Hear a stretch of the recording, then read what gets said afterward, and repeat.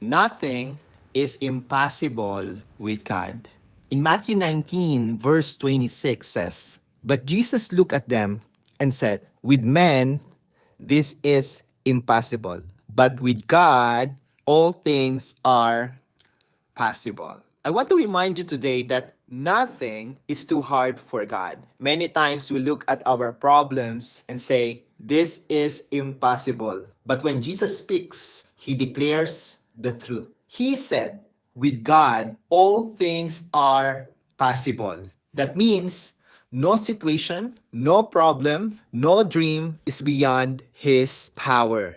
Wala pong imposible sa ating Diyos. Sa atin po, meron tayong limitasyon. Meron po tayong mga kinakaharap na mga pagsubok, problema na sa tingin natin talagang wala tayong magagawa. At totoo po yan.